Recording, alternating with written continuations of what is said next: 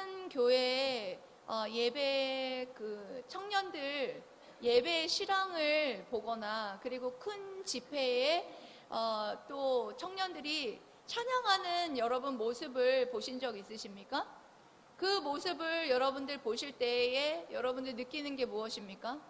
그 청년들이 그 막 찬양하는 모습을 보면 지금 당장이라도 막 하나님 앞에 목숨이라도 내 목숨이라도 다 드릴 수 있을 것만 같은 그런 어떤 열정과 그런 감정을 가지고 찬양을 하는 모습을 볼 수가 있어요.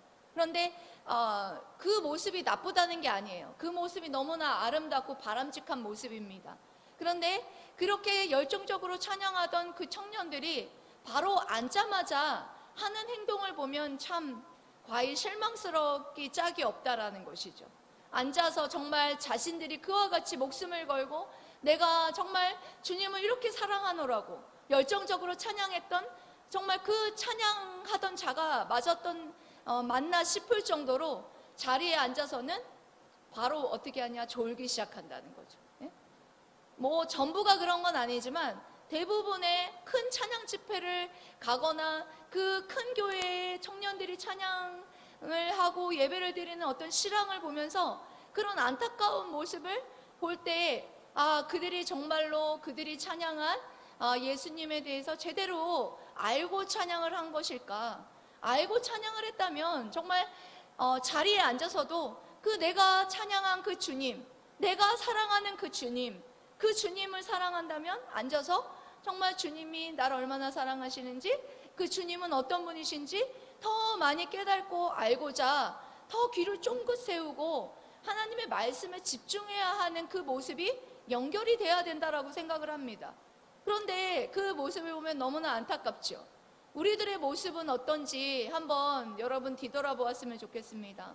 여러분들이 오늘 종료주일을 맞이해서 여러분들이 찬양을 드렸습니다. 여러분 기쁜 마음으로 하나님 앞에 찬양을 올려드리는 친구들도 있었고, 아무 생각 없이 여러분 그냥 입만 뻥긋뻥긋한 친구들도 있었을 것이고, 또한 그와 같이 기쁨으로 찬양은 했을지 모르겠지만 제대로 예수님을 알고 그와 같이 찬양을 한 사람도 있을 것이고 그렇지 않은 사람도 있을 것이라는 것입니다.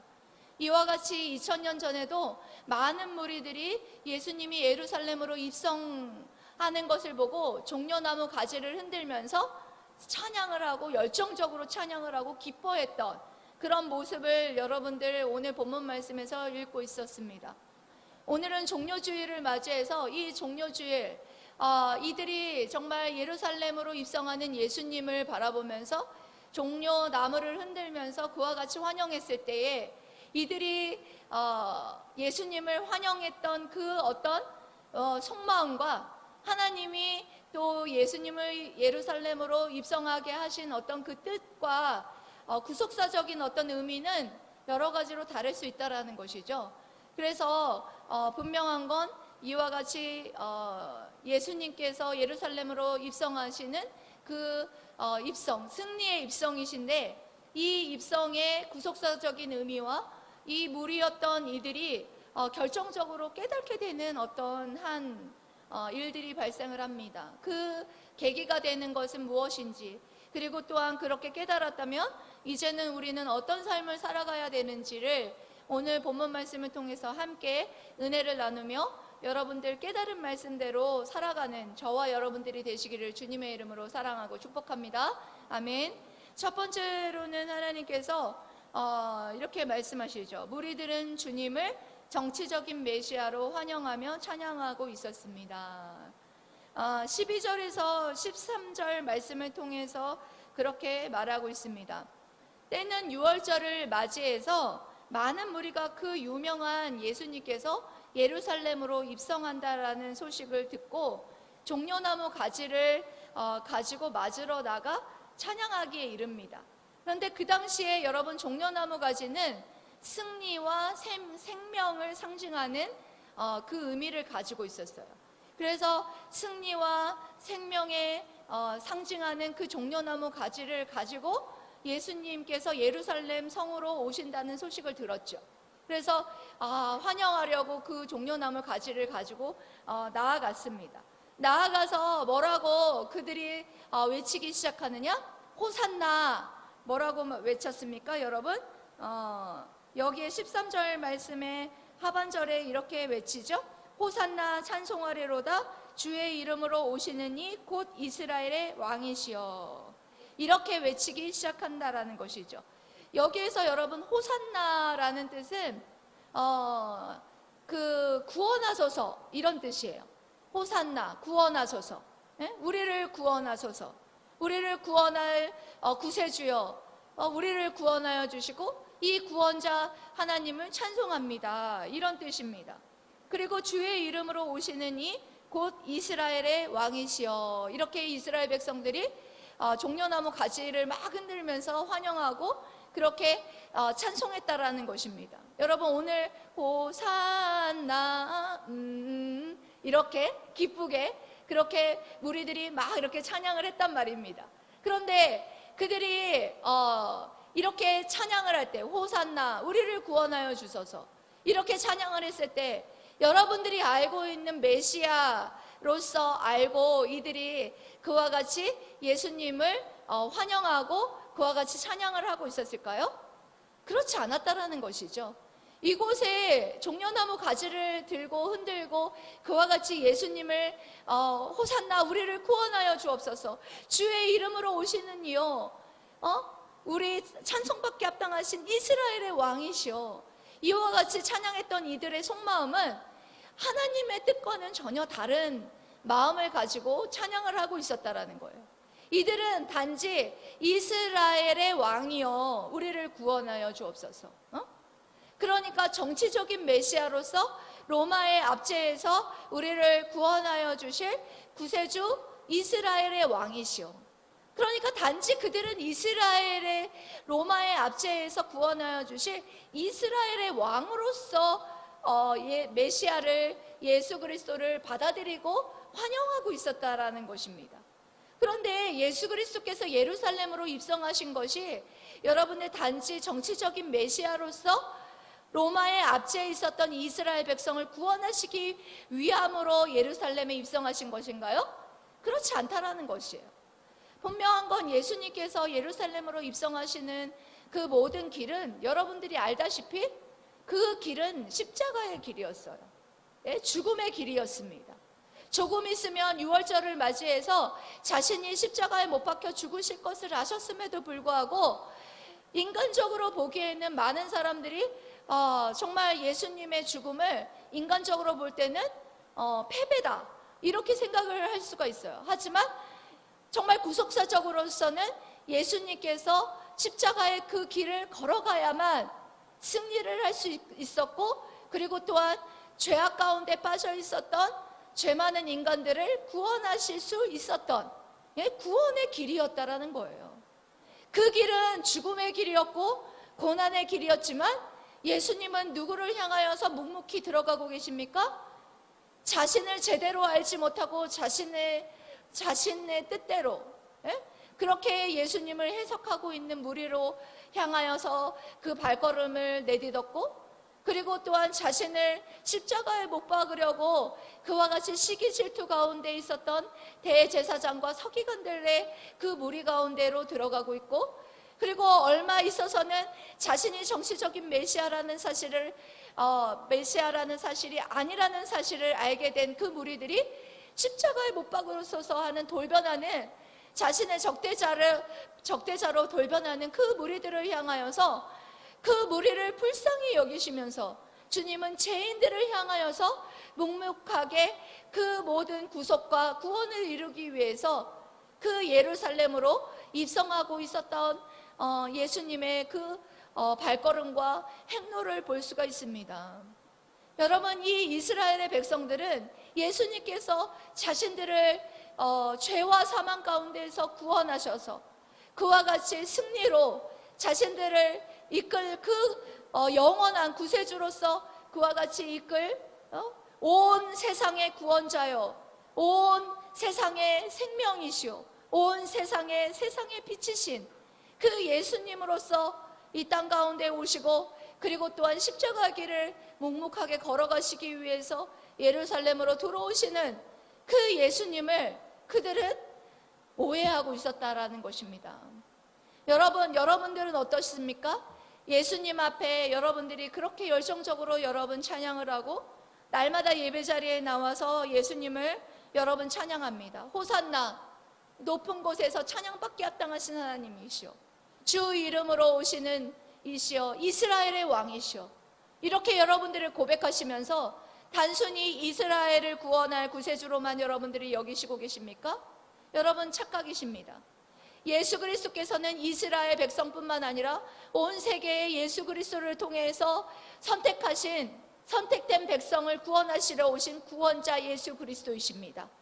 그 구원자 예수 그리스도께서 이 땅 가운데에 그와 같이 십자가의 길을 가기 위해서 예루살렘으로 그와 같은 고난의 길로, 그 모든 사람들이 비웃고 그와 같이 시기 질투 가운데에 예수님을 결국에는 십자가의 못 박을 그 길을 향하여서 묵묵히 걸어가고 있는 예수님을 여러분들 보고 계십니까?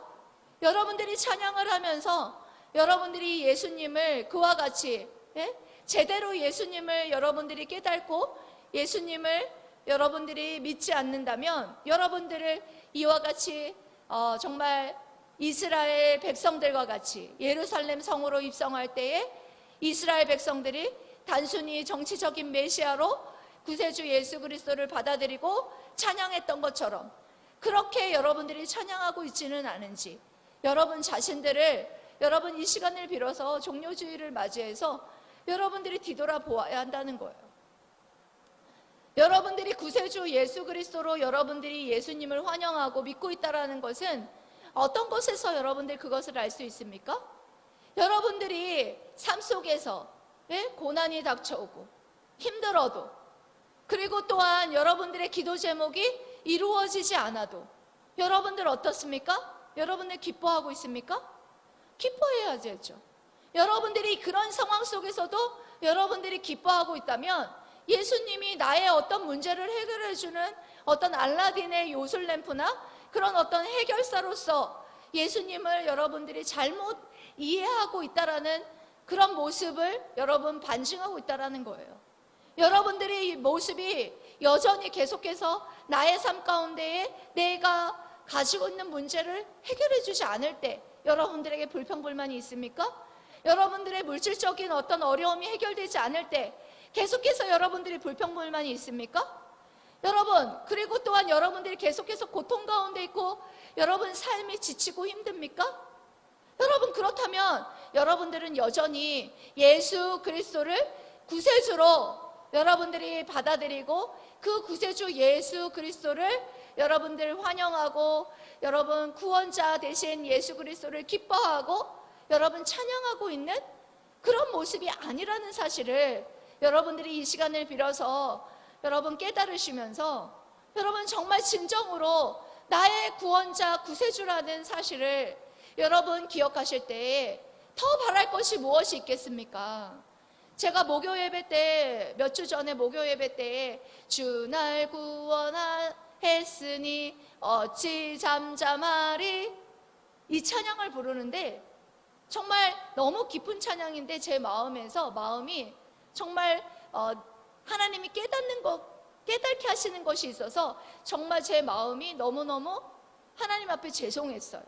어떤 게 죄송했었냐면 정말 구원받은 것 이 이상으로 내가 정말 기쁘고 즐거운 것이 없는데 제가 너무나 내 마음이 나락으로 떨어지고 힘든 마음을 보면서 나는 정말 구세주 예수 그리스도를 진정 나의 구원자라고, 나를 죄와 사망 가운데에서 구원하여 주신 구세주라는 사실에 대해서 알고 있었음에도 불구하고 나는 여전히 하나님을 찬양하면서도 내가 왜 더 이상 그 이상의 것을 바라였을까 라는 어떤 그런 생각 때문에 하나님 앞에 죄송했어요.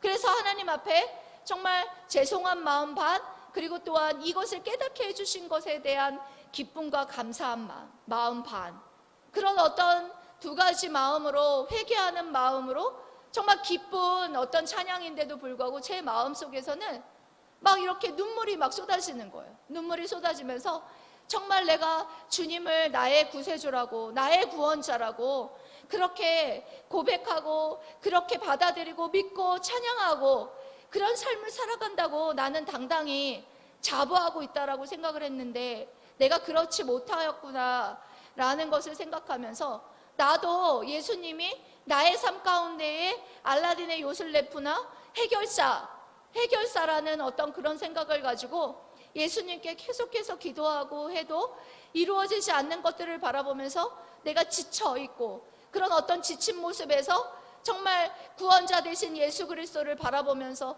힘을 얻고, 정말 나를 구원하여 주셔서 너무나 감사합니다, 더 바랄 것이 없습니다 라는 어떤 찬양들을 올려드렸어야 함에도 불구하고 그렇지 못했던 그런 모습들이 있었다라는 것입니다.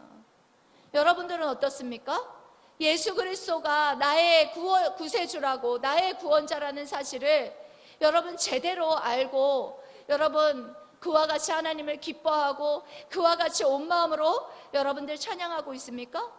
예수님을 제대로 알고 여러분들 여러분 식대로 예수님을 이해하고 그와 같이 예수님을 찬양하는 그런 일은 여러분들에게 없도록 이제부터는 여러분 예수 그리스도를 제대로 알고 마음으로부터 여러분들 기쁘게 하나님을 기뻐하며, 정말 나를 구원하신 구세주 하나님, 정말 구원자 되신 예수 그리스도께서 나를 구원해 주신 것, 다른 것 이외에 내가 더 바랄 것이 없습니다 라는 어떤 그런 마음의 중심을 여러분 담고 하나님을 열정적으로 찬양하는 저와 여러분들이 되시기를 주님의 이름으로 사랑하고 축복합니다. 아멘.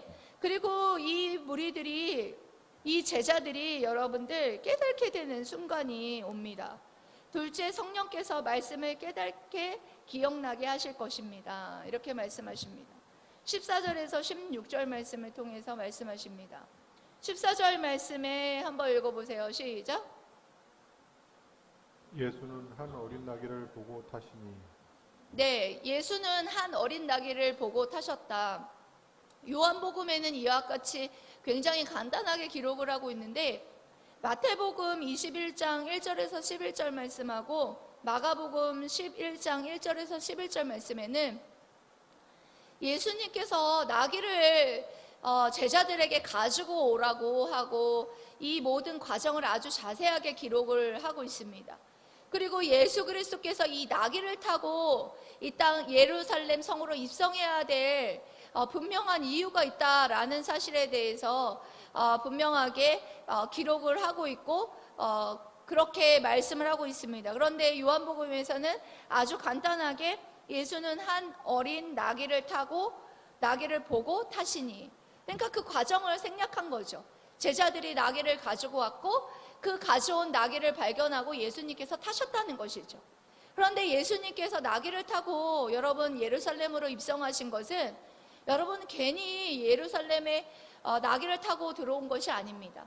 예수님께서 나귀를 타고 예루살렘으로 들어오신 것은 스가랴 9장 9절 말씀에 예수님에 관한 이 예언의 말씀을 성취하시기 위한 말씀이었다라는 것입니다. 스가랴 9장 9절 말씀에 어떻게 기록이 되어 있습니까? 예수님이 어린 나귀를 타고 예루살렘 성으로 입성하는데 이렇게 15절에 기록이 되어 있죠. 기록된 바 시온에 따라 두려워하지 말라, 보라 너의 왕이 나귀 새끼를 타고 오신다. 그러니까 너의 왕이 나귀 새끼를 타고 오신다, 이렇게 기록이 되어 있습니다. 여러분, 그들이 이스라엘 백성들은 자신들을 어떤 로마의 압제에서 풀어줄 정치적인 메시아로서 예수님께서 이 땅 가운데에 오시고 예루살렘으로 들어오신다고 생각했잖아요. 그러면 개선장군과 같이 무엇을 타고 들어오기를 바랬을까요? 말을 타고 들어오기를 바랬겠죠. 그 당시에 개선장군이 말을 타고 들어오잖아요. 그래서 말을 타고 아주 막 위세등등하게 말을 타고 들어오기를 너무나 바라셨을 거예요. 그런데 예수님이 이스라엘 백성들의 어떤 생각과는 다르게 나귀를 타고 들어오시는 거예요. 이 나귀를 타고 들어왔다라는 것은 여러분, 그 당시에 나귀는요 일반 사람들이 타고 다니는 교통수단이었어요. 그래서 정말 어린 나귀를 타고 보잘것없이 그와 같이 예루살렘으로 입성하시는 그 모습을 보면서 많은 사람들이 의아했다라는 것이죠. 아, 예수님께서 왜 나귀를 타고 이와 같이 예루살렘으로 들어오시지? 분명히 정말 개선장군과 같이 말을 타고 위세등등하게 그와 같이 예루살렘으로 입성해야 될 텐데 왜 그러시지? 제자들은 알지 못했다라는 거예요. 그런데 분명한 건 기록된 바 스가랴의 9장 9절 말씀에 너의 왕이 나귀를 타고 예루살렘으로 입성하신다. 그런데 이 말씀을 제자들은 사실은 그 당시에는 이해하지 못했어요. 제자들뿐만 아니라 그곳에 모인 수많은 모든 무리들도 모두 다 예수님께서 왜 나귀를 타고 오시지? 나귀를 타고 오는 그 모습을 보잘것없는 그런 모습을 보면서 분명한 건 그들이 이해를 못했다라는 거예요. 그런데 그 이해하는 순간이 오는 것이죠. 이해하는 순간이 언제 이해하는 순간이 왔느냐? 예수님께서 영광을 받으신 후에 그들이 그와 같이 이 기록된 이 말씀이 예수님에 관한 말씀이고, 그리고 또한 대제사장과 많은 무리들과 사람들이 예수님에게 왜 이와 같은 행동을 했을까? 라는 어떤 구속자적인 어떤 그런 모든 것들을 이 제자들이 이해하게 되었다라는 것이죠. 이 영광을 받으신 이후가 어떤 시점을 말하는 것이냐? 예수님께서 십자가에 못 박혀 죽으신 이후, 바로 이 영광, 그러니까 예수님이 십자가에 못 박혀 죽으신 그 영광을 받으신 이후에 예수님께서 부활 승천하신 이후에 누가 오셨습니까? 보혜사 성령님이 오셨죠. 보혜사 성령님이 이 땅 가운데 오셔서 이 보혜사 성령님께서 그와 같이 예수님이 하신 말씀을 깨닫게 하시고 예수님이 하신 모든 말씀들을 기억나게 해주셨다라는 말씀을 기억하고 있습니다. 생각나게 하다라는 말씀을 하고 있습니다. 여러분, 생각나게 하다, 이 말씀은 수동태로 기록이 되어 있습니다. 무슨 말이냐? 이것은 자기 스스로 어떤 것을 깨우치고 생각해낸 것이 아니라 하나님께서 이것을 기억나게 하시고 깨닫게 하셨다.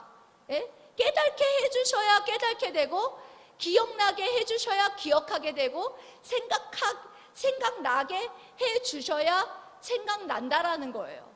그러니까 여러분, 무슨 말입니까? 제자들도 그 당시에 스가랴의 9장 9절 말씀, 기록된 이 말씀이 메시아 예수 그리스도의 그 말씀의 예언의 성취로서 예수님께서 나귀를 타고 예루살렘으로 입성한다라는 이 스가랴의 말씀의 성취로서 예수님이 나귀를 타고 들어오시는구나, 이거를 깨닫지 못했다라는 거예요. 나중에 성령 받고 난 다음에, 언제 성령 받았습니까? 예수 그리스도께서 십자가에 못 박혀 부활 승천하신 다음에, 죽으시고 부활 승천하신 다음에, 그 다음에 보혜사 성령님이 언제 오셨어요? 오순절날 마가의 다락방, 그때에 예수 그리스도께서 보내주신 성령께서 오셔서 예수 그리스도를 통하여서 예수 그리스도를 믿는 자들인 제자들이 성령을 받게 되는 놀라운 기적이 일어나죠. 그래서 성령 받은 이후로 제자들은 그때 예수님의 향하여서 썼던 이 선지자의 이 말씀이 이와 같이 성취되었구나. 그리고 또 이 대제사장들과 서기관들이, 그 무리들이 그와 같이 예수 그리스도를 십자가에 못 박는 데에 그런 악한 도구로 쓰임 받았구나. 이 모든 하나님의 구속사적인 구원의 계획을 모두 다 깨닫게 되는 은혜가 은혜를 받게 되었다, 이런 말씀을 하는 것입니다. 그렇습니다. 여러분, 제자들도 여러분 그 당시에는 그와 같이 예수님이 나귀를 타고 오신 것, 그리고 대제사장들과 그 사람들이 예수님에게 그와 같은 행동을 하는 모든 일들을 깨닫지 못했다라는 것입니다. 여러분, 그렇습니다. 우리가 구속사적으로 그와 같이 모든 말씀을 깨닫게 되는 것과 하나님의 구속사적인 모든 계획을 알게 되는 것은 여러분 어떨 때 알게 될 수 있다는 거예요? 성령 받을 때라는 거예요. 성령 받을 때. 여러분, 깨달지 못한 무리 가운데 있습니까? 여러분, 깨달은 제자 가운데 여러분 있습니까? 여러분, 깨달은 제자 가운데 여러분 살아가려면 여러분 분명한 건 성령 받으셔야 된다는 거예요. 예수 그리스도를 여러분 마음으로 받아들이고 마음으로 받아들인 자들에게는 성령이 임하십니다. 예수의 영이신 성령이 우리와 함께함으로 말미암아 예수 그리스도를 믿게 되고 예수 그리스도의 모든 사역을 깊이 믿고 이해할 수 있는 그런 능력이 우리에게 생긴다라는 거예요. 여러분들 아직까지도 정말 하나님의 말씀을 읽으면서 여러분 깨달아지지 않고 있습니까? 그리고 또한 여러분들이 신앙생활하면서 하나님의 뜻을 여러분 깨닫지 못해서 아직까지도 여러분들 헤매고 있습니까? 여러분 그렇지 못한다면 여러분 성령 받지 못하다라는 거예요. 여러분들이 성령 받으면 분명한 건 하나님의 말씀을 읽을 때 여러분들이 잘 모르고 깨닫지 못하겠다 이런 것들이 있으면 하나님 앞에 성령 하나님 앞에 지혜를 구하면 알려주세요. 하나님이 이게 무슨 뜻입니까? 그리고 또한 하나님 무슨 일이 발생했을 때 하나님 앞에 기도해 보세요. 하나님이 무슨 뜻인지 다 알려주세요. 깨닫게 하신다라는 거예요. 예. 요번에 회심 집회에 여러분 자체 회심 집회에 여러분들이 우습게 생각하지 말고 여러분들이 준비했으면 좋겠어요. 기도로 여러분들이 준비하면서 정말 성령 받기를 여러분 사모하셨으면 좋겠습니다.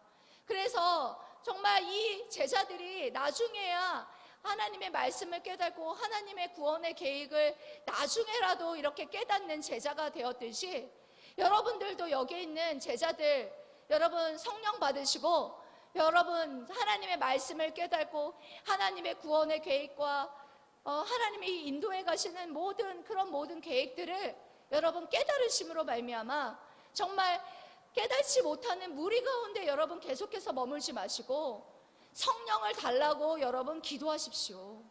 네? 성령을 받으셔야지 여러분 깨달은 제자의 자리에 설 수 있다라는 사실을 여러분 기억하시고 그저 그렇게 여러분 신앙생활 하지 마십시오. 그저 그렇게 여러분 신앙생활 하시면 여러분 아무것도 깨달을 수 없습니다. 그 모든 말씀이 예수님을 향하여서 기록된 말씀이시구나.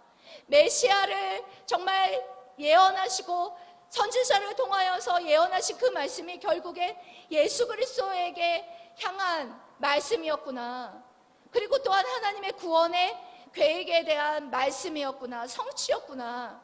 이런 것들을 여러분들 더욱더 깨달으시면서 정말 제대로 하나님을 알고 정말 깨닫고 깨달은 제자로 살아가는 저와 여러분들 되시기를 주님의 이름으로 사랑하고 축복합니다. 아멘. 계속해서 여러분 세 번째로는 이 깨달은 자들 셋째 증인으로 살아가라 이렇게 말하고 있습니다. 17절에서 19절 말씀입니다. 17절에부터 해서 19절 말씀인데요. 17절, 18절만 살펴보겠습니다. 먼저 17절에 보면 나사로를 무덤에서 불러내어 죽은 자 가운데서 살리실 때에 함께 있던 무리가 증언한지라 이런 말씀을 하고 있습니다. 여러분 나사로가 죽었는데 나사로가 죽은 지 며칠 됐었습니까? 4일 됐었죠. 나사로가 죽어서 4일이 되면 여러분 4일 정도 되면 어떻게 됩니까? 부패하고 썩고 냄새가 진동할 거예요. 나사로가 죽은 지 4일이나 됐었는데 이 죽은 나사로를 예수님께서 살리신 것을 묵도하고 본 사람이 있었어요.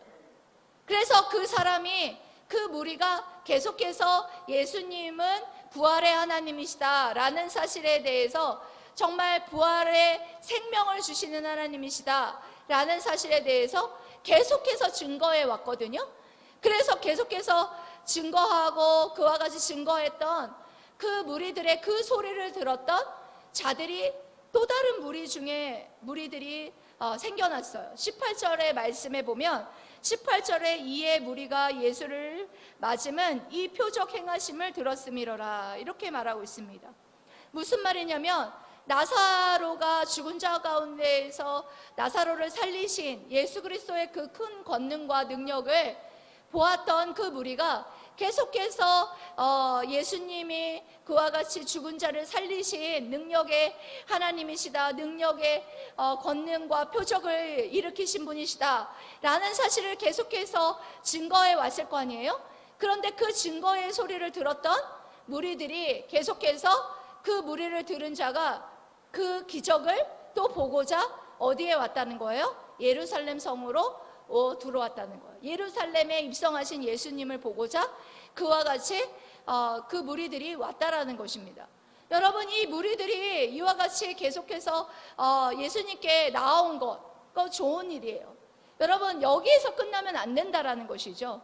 중요한 것은 예수님께서 이와 같이 나사로를 살리고 그와 같이 표적과 기적을 여러분들에게 보이시고, 그 당시에 무리들에게 베풀고 그 이스라엘 백성들에게 그 기적과 표적을, 권능을 여러분 보이신 이유가 여러분 무엇일까요?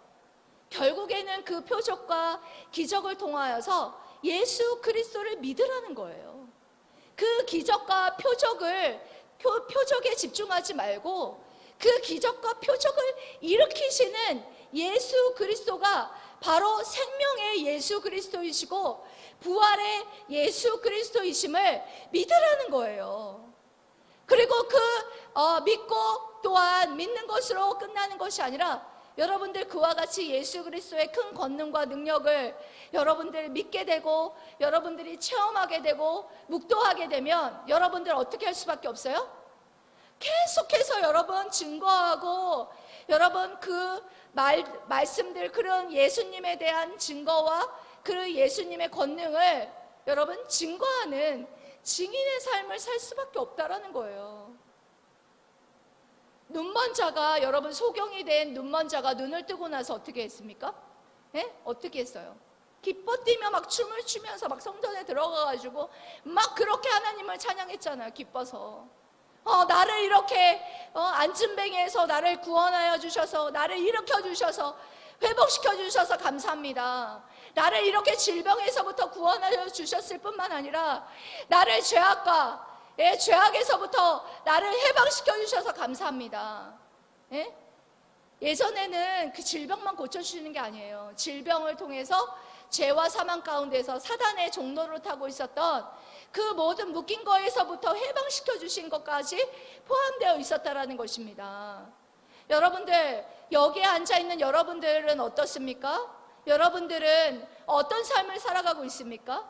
여러분들이 그와 같이 예수님의 권능과 능력으로서 여러분들이 구원받았다면 여러분들을 이렇게 그냥 삶을 그저 그렇게 내 먹고 사는 것에 집착하고 그런 어떤 자기 자아와 자아 성취와 그런 것을 위해서 여러분 살아가는 것이 여러분들의 삶의 목적이 아니라 이제는 여러분들이 정말 그 표적으로 인하여서 나를 구원하시고 나를 정말 구원의 길로 인도하시려는 그 하나님의 놀라운 은혜와 사랑을 깨달으시고 정말 기뻐 뛰며 그것을 찬양하고 그것을 증거하는 그런 삶을 살아가는 것이 여러분들의 남은 삶의 목적과 목표가 되어야 되지 않겠습니까?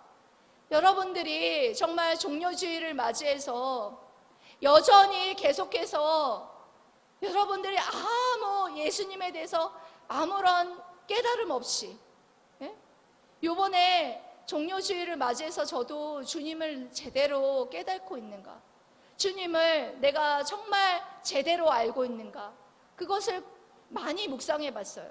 난 정말 주님을 나의 구원자로, 나의 구세주로 그렇게 기뻐하며 정말 어느 것 다른 것 하나 바라보지 아니하고 우리 구세주 주님을 찬양하고 기뻐하고 있는가, 이것에 대해서 제 자신을 뒤돌아보았어요. 여러분들도 예수님을 여러분 식대로 예수님을 잘못 알고 이스라엘 백성도 예수님을 그들 식대로 예수님을 잘못 이해하고 그와 같이 여러분 찬양하고 있었지 않습니까?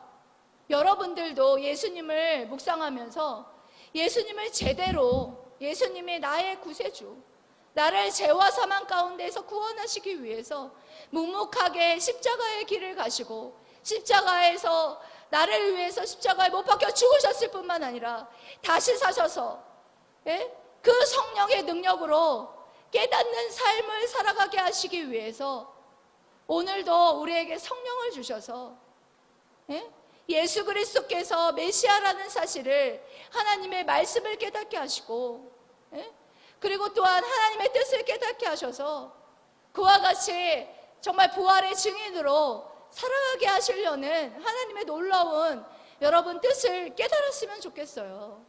여러분, 예수님이 어떤 분이십니까? 예수님이 어떤 분이세요? 예수님은 생명의 떡이십니다. 예수님은 세상의 빛이십니다. 여러분들의 어둠 가운데 있는 여러분들을 빛으로 인도하신 세상의 빛이십니다. 예수님은 선한 목자이십니다. 여러분들이 어느 길로 가야 될지 모를 때, 헤매고 있을 때 예수님을 의지해 보세요. 예수님이 여러분을 선한 길로 인도하시는, 구원의 길로 인도하시는 선한 목자이십니다. 예수님은 부활의 능력을 가지고 생명을 주시는 부활의 하나님이십니다. 예수님은 또한 여러분 참 포도나무이십니다. 예수님께 여러분 붙어 있으면 많은 열매를 맺을 수 있습니다. 또한 예수님은 길이시고 진리이시고 생명이십니다.